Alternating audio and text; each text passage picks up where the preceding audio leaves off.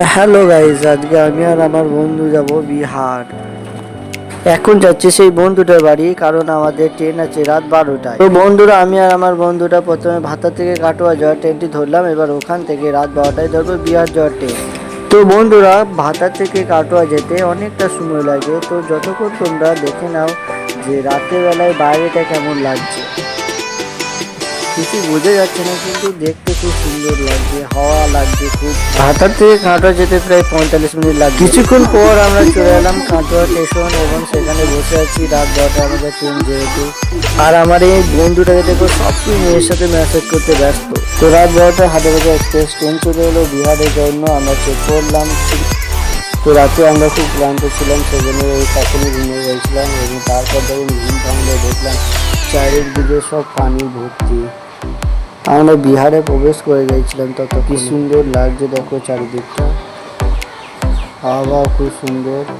আমরা নিচে বসেছিলাম এবং আবহাওয়াটা দেখছিলাম, সেই জন্য ভাবলাম তোমাদেরকে দেখিয়ে দেখো।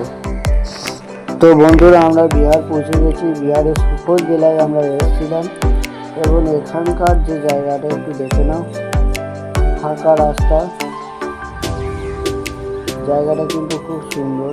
আমরা এই প্রথমবার বিহার এসেছিলাম, সেজন্য সেরকম কিছু জানি না।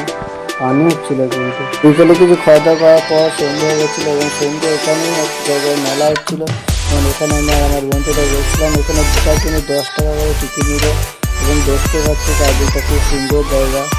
এখানে দেখতে খালি আচার, কত রকমের আচার আছে, খুব সুন্দর দেখে আচার এনে, কত রকমের আচার। যতই গেটের সামনে আমি পড়ে যাচ্ছিলাম, ভিতরে দাঁড়িয়ে পড়লাম।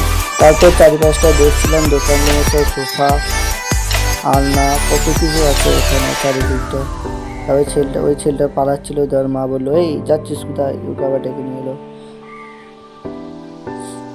এবার মেলা থেকে বেরিয়ে যাই, তোমরা যতক্ষণ দেখতে থাকো।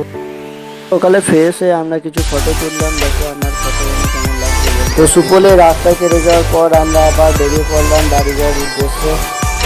যেতে যেতে বাইরেকার আবহাওয়া দেখতে দেখতে আমরা যাচ্ছিলাম। চারিদিকটা খুব সুন্দর আবহাওয়া, নদী নালায় ভর্তি চারিদিকটা, জায়গাটা সত্যি খুব সুন্দর। ওই দূরে দেখতে পাচ্ছি ওখানে নৌকা নিয়ে সব মাছ ধরছে।